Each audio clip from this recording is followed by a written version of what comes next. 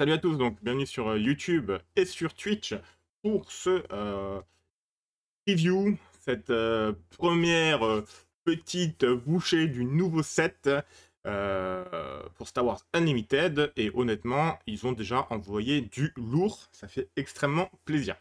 Donc comme vous le savez, je ne fais pas de leak, on est uniquement sur des informations officielles données par l'éditeur, qui sont disponibles sur leur site officiel, donc il n'y a aucun leak, il n'y a pas de photos, captures, de choses comme ça.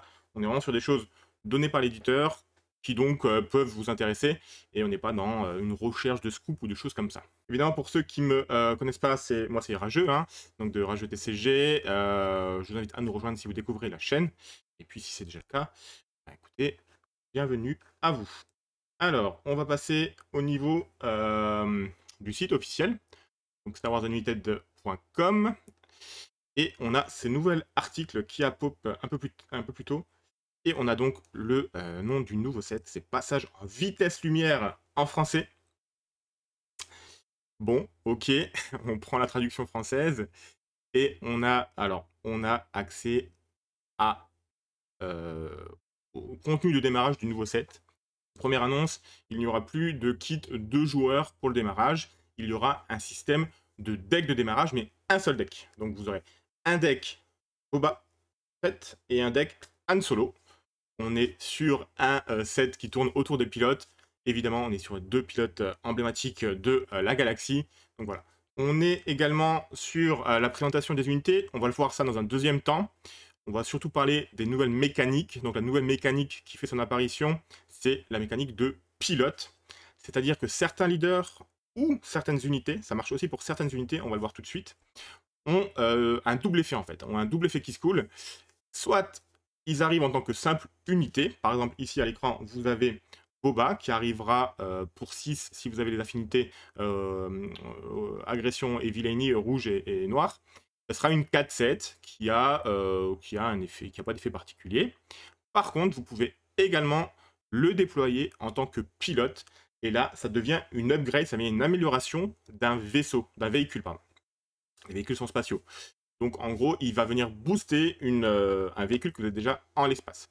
La nouvelle mécanique de ce set, une mécanique qui est déjà dans d'anciens jeux de cet éditeur, c'est une mécanique qui est extrêmement bien, qui est bien équilibrée en général, qui moi me plaît comme ça sur le papier vraiment pas mal.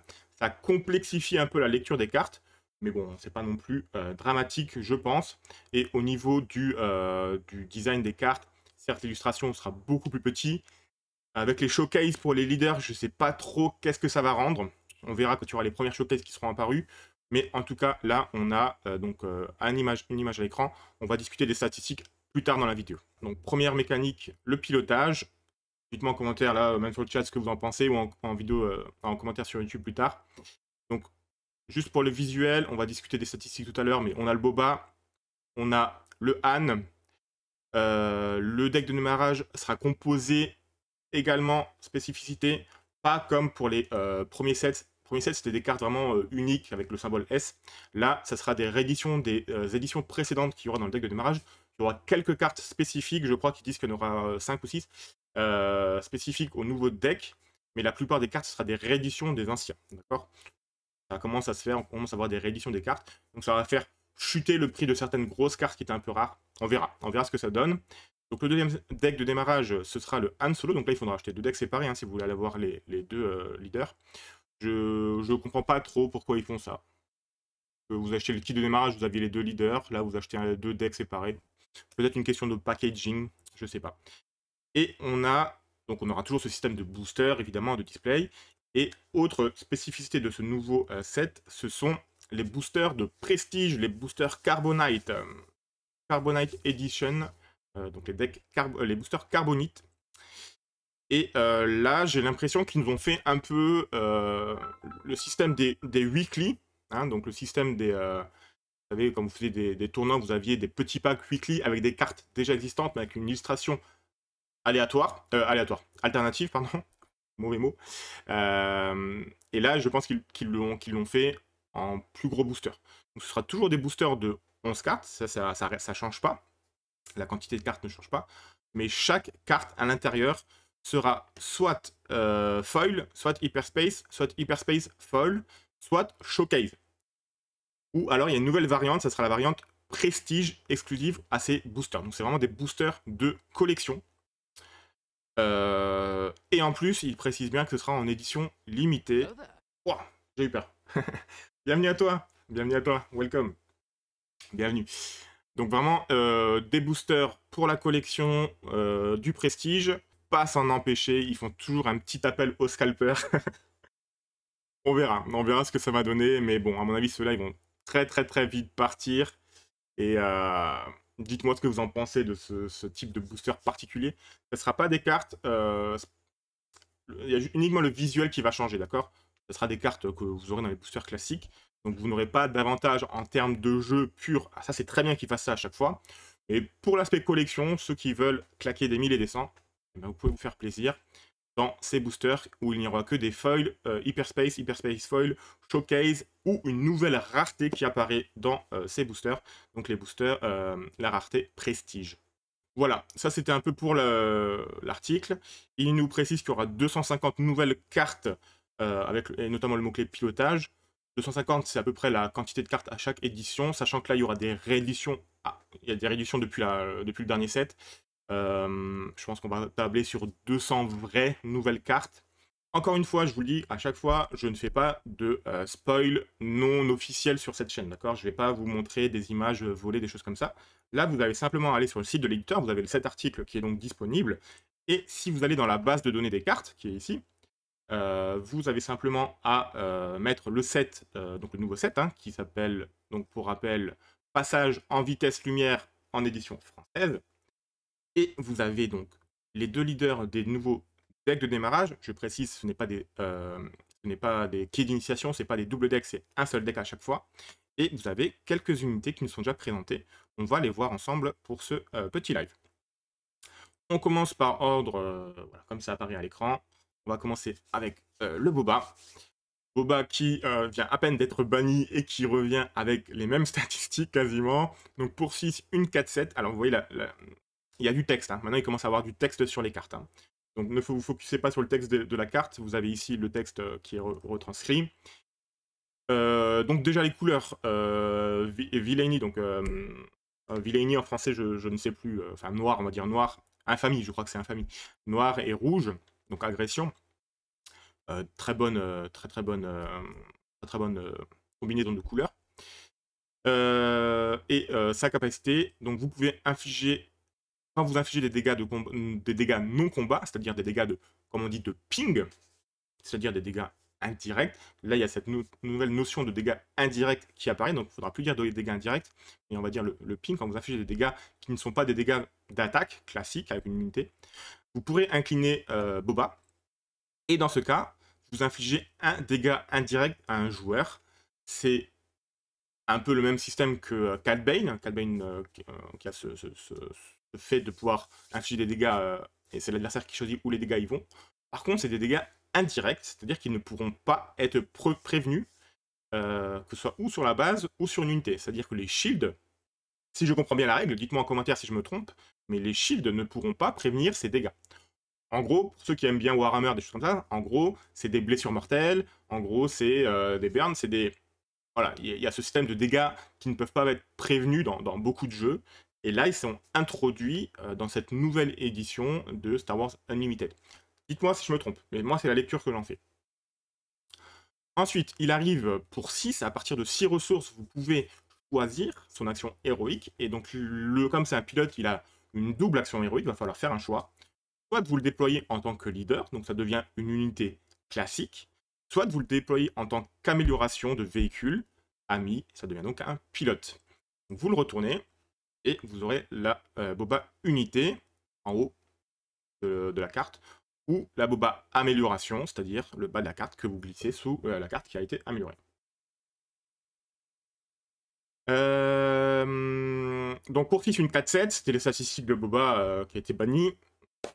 Je sais pas pourquoi ils ont fait ça, mais on verra. On verra. Une fois qu'il a été déployé en tant qu'amélioration, donc là, son pouvoir ne fonctionnera que s'il devient une amélioration. Donc si vous le déployez en tant qu'unité, il n'a pas de pouvoirs spécifiques. D'accord? Alors, est-ce que ça compense le fait qu'il ait des statistiques un peu plus hautes? On verra ça dans l'avenir. En tout cas, si vous le déployez en tant que unité, comme je disais, amélioration, pardon, une fois déployé en tant qu'amélioration, infligez jusqu'à 4 dégâts à répartir comme vous le voulez. Donc là, c'est pas l'adversaire qui choisit, c'est vous qui choisissez.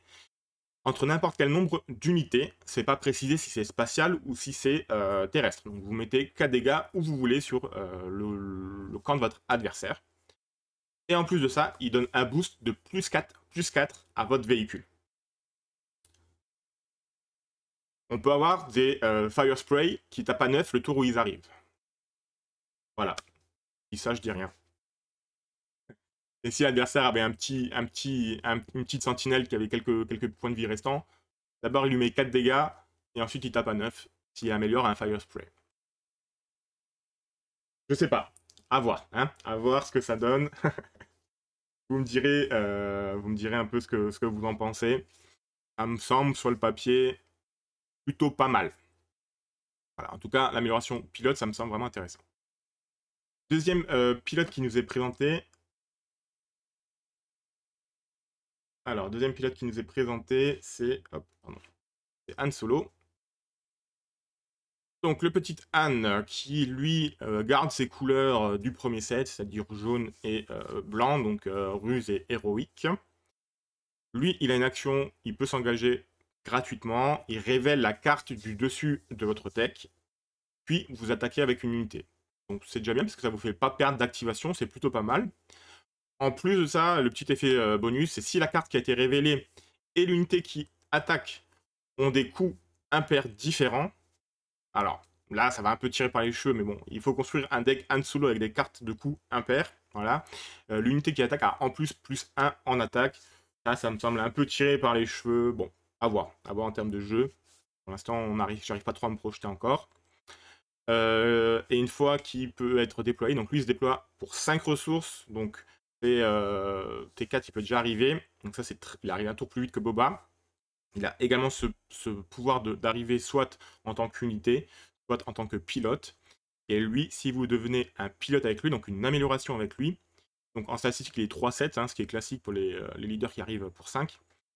Et en tant qu'amélioration, pour chaque unité ou amélioration ami ayant un coût impair, donc en jeu, hein, vous pouvez redresser une ressource.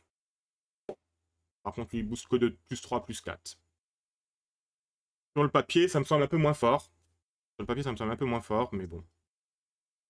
Je sais pas trop. Ça me semble un peu moins fort. Ça va être à voir quand même. Ensuite, on va passer aux unités qui nous sont présentées, aux cartes qui nous sont présentées. On a le Chewbacca. Donc je vous disais, il n'y a pas que les leaders qui ont cette possibilité d'avoir le double effet pilote et unité classique. Il y a également des simples unités qui ont cette double capacité de pilote. Et là, on voit, ils n'ont pas le même coût en fonction de s'ils veulent arriver en tant que pilote ou s'ils veulent arriver en tant que simple unité. C'est un peu le même système que pour la contrebande. Pour Chewbacca, il peut arriver pour 5 si vous avez du commandement et de l'héroïque en affinité. Et il peut également arriver pour 3 par contre, pour moins cher, en tant que pilote, donc en tant qu'amélioration d'un vaisseau déjà existant. Ça peut faire vraiment des blagues. Parce qu'en fait, il va arriver et puis votre vaisseau sera le détapé, donc je vais tout de suite pouvoir mettre des grosses patates en boostant. Et en plus, il y a des effets vraiment intéressants. Donc Chewbacca, lui, il est rebelle Wookiee pilote, donc les decks rebelles vont vraiment prendre un gros boost hein, avec cette nouvelle édition. Qui, je pense, va beaucoup tourner autour de rebelles et empire à nouveau. En tant qu'unité, c'est une 5-6 classique. Cette unité ne peut pas être éliminée ou renvoyée en main par des capacités de cartes ennemies. Donc il a une protection contre tout ce qui va être destruction d'unité directe, d'accord. Par contre, il n'a pas de protection contre les cartes qui infligent des dégâts, si je lis bien.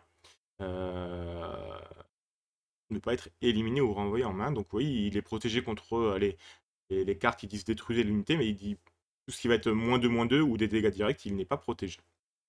Ensuite, il peut arriver en tant que pilote, et l'unité attachée gagne. Cette unité ne peut pas être éliminée ou renvoyée en main par des capacités ou cartes. Donc il donne le même pouvoir à l'unité qui va rejoindre.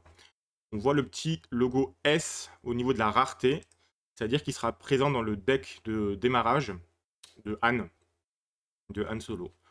C'est une carte qui sera uniquement présente dans le deck de démarrage, donc en 3 exemplaires. Donc vous aurez ça. Salut Billy Boss. C'est présentation du nouveau set pour Star Wars Unlimited. On a eu accès à la présentation et aux nouvelles cartes, dont la capacité de pilotage.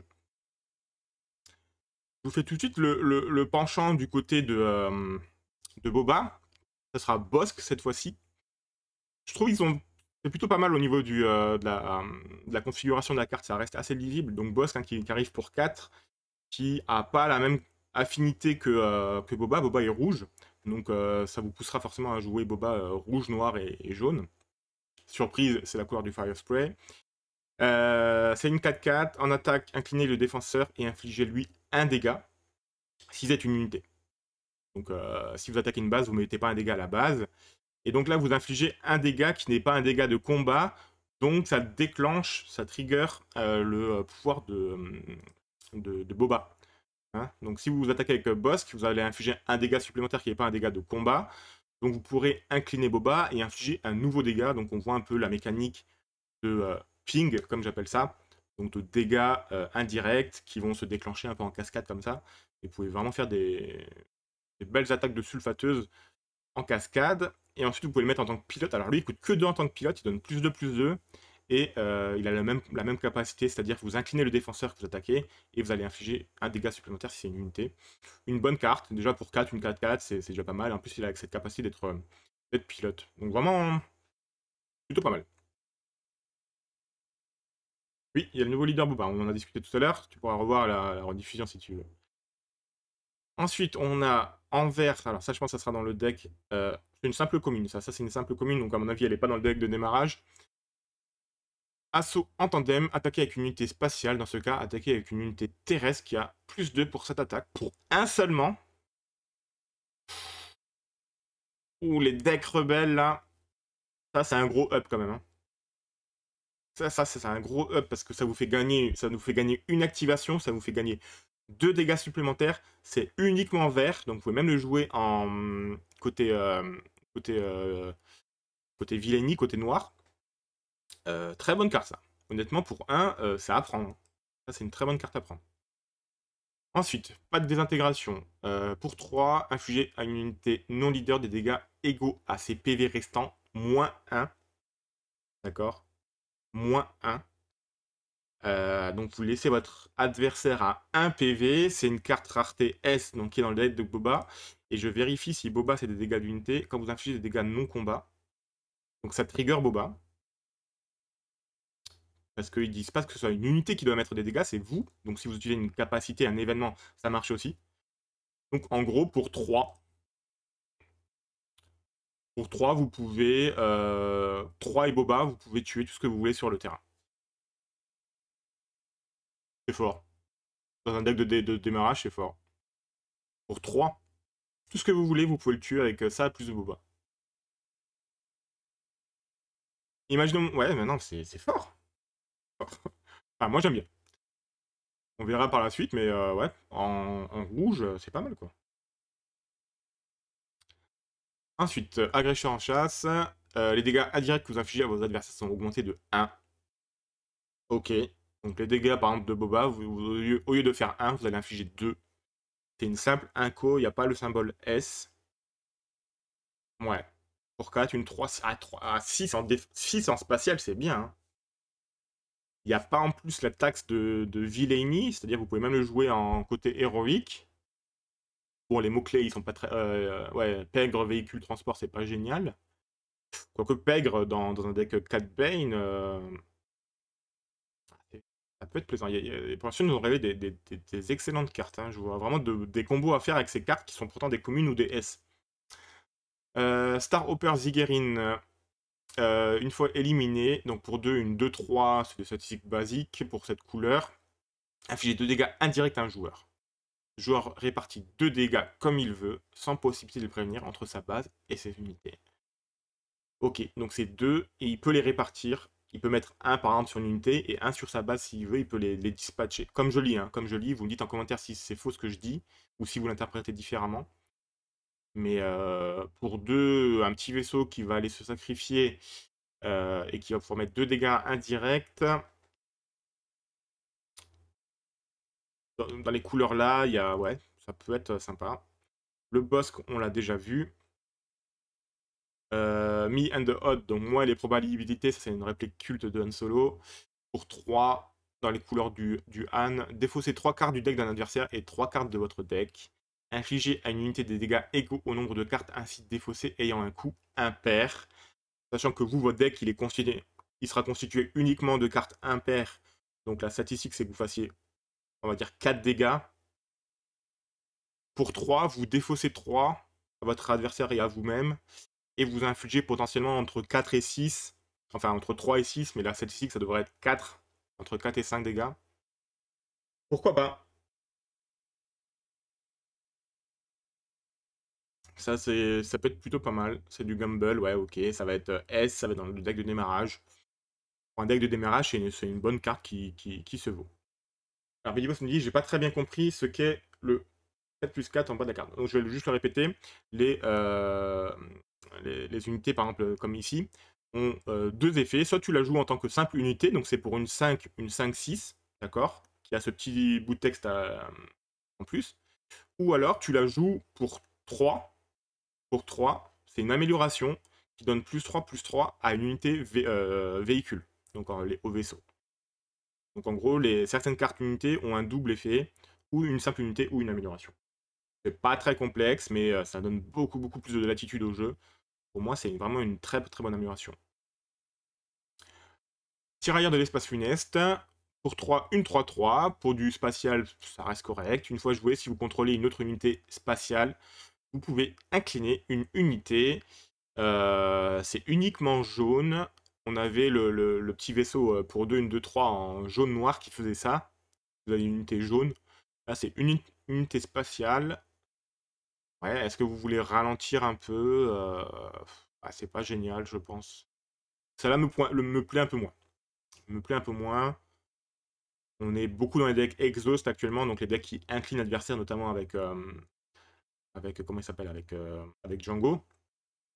À voir. Ça là me plaît un peu moins, je vois moins d'utilisation par la suite. Ensuite, on a un nouveau Fire Spray, donc on pourra plus dire Fire Spray, il faudra dire Fire Spray de fait uniquement noir. Ok, donc ça c'est pas mal parce qu'il va pouvoir rentrer dans tous les decks. Pour 4, une 4-4. Ok, il est S en rareté, donc il est en 3 exemplaires dans le deck de démarrage.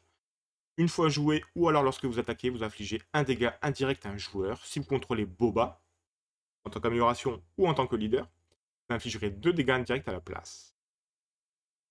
Il n'y a pas écrit qu'il arrive désengagé, donc lui il va arriver en tant que simple unité. Il est un peu moins bien que son cousin Fire Spray de la première édition, mais ça peut être pas mal parce que quand tu l'attaques, il va infliger potentiellement 6 dégâts. Pourquoi pas? Pourquoi pas?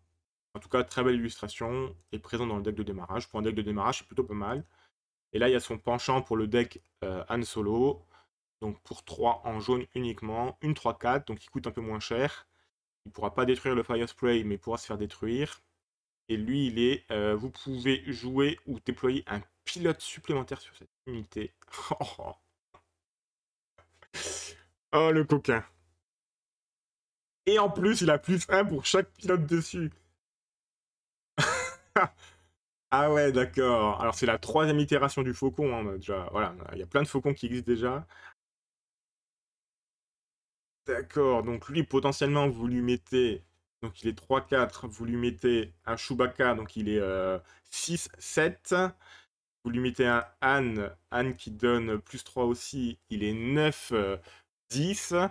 Et il prend +1 par pilote, donc il est 11-12. Voilà. Vous pouvez faire un Faucon Millennium à 11-12. Alors je pense que pour les fans de jeu, ça doit faire plaisir. Ça doit faire extrêmement plaisir de voir une 11-12 potentielle en Faucon Millennium. Pour pas très cher en plus, hein, pour 3. Han c'est gratuit. Et Chewbacca c'est 3 aussi. Donc potentiellement t'es 4. Ouais, potentiellement T4, vous mettez 11 dégâts. Vous jouez le faucon, vous jouez le faucon. Vous jouez le faucon pour 3 ressources, donc T2. Vous jouez Chewbacca. Ah non, il demande. Oui, il demande 3. Donc le tour suivant, vous jouez Chewbacca. Vous serez à 4 ressources. Ah non, non, il faut attendre. Faut attendre. Avec une petite rampe. Avec une petite rampe, T3, vous mettez 11 dégâts. Ouais, T3, vous mettez 11 dégâts. T4, pardon, vous mettez 11 dégâts. C'est intéressant. C'est intéressant pour un deck d'initiation, un deck de démarrage. La rareté, elle est S. Ça me semble sympathique. Donc voilà, je voulais faire court sur cette petite vidéo de présentation du nouveau set Star Wars Unlimited qui s'appelle donc, je n'arrive pas à retenir le nom en français, je suis désolé, Passage en vitesse lumière. Donc il va, comme vous l'aurez compris, tourner autour des vaisseaux, des pilotes. On a vu des très bons vaisseaux, on a vu des nouvelles cartes pilotes. Je ne peux pas vous dire encore actuellement si c'est très fort ou pas parce qu'on n'en a pas vu en termes de jeu, mais avoir des cartes qui ont comment dire, plusieurs utilisations, forcément, c'est un bonus comparé à des cartes qui n'ont pas plusieurs utilisations. Est-ce que ça va être gadget ou est-ce que ça va être vraiment méta changer? Ça, on le verra par la suite. En tout cas, voilà. N'hésitez pas à nous rejoindre au niveau de la chaîne, que ce soit sur YouTube ou sur Twitch, pour du contenu régulier sur Star Wars Unlimited. Il y a au moins un live toutes les semaines où on peut jouer les uns contre les autres, et au moins une vidéo, soit d'analyse de deck, soit d'analyse de méta. Donc vraiment, n'hésitez pas à nous rejoindre pour Star Wars Unlimited. Je vous fais un montage de cette vidéo très rapidement et je la posterai sur YouTube. Sur ce, dites-moi en commentaire de cette vidéo sur YouTube ce que vous pensez de ces nouveaux pilotes. Et puis, on va se voir très régulièrement, que ce soit pour les PQ. Dimanche, là, je fais un 128 joueurs, c'est une préparation au PQ. Je commence les PQ en janvier. Et c'est signé, je stream 2 PQ déjà. Peut-être un troisième, on verra. Mais en tout cas, l'année 2025, janvier-février, s'annonce très lourde au niveau de la chaîne. Et je vous remercie de nous rejoindre aussi nombreux de jour en jour. Il y a de nouvelles apparitions sur la chaîne, ça me fait extrêmement plaisir. Vous pouvez également rejoindre notre serveur Discord, qui sera en lien de cette vidéo. Merci pour le visionnage, bon jeu à tous, et bien sûr, ciao ciao les amis.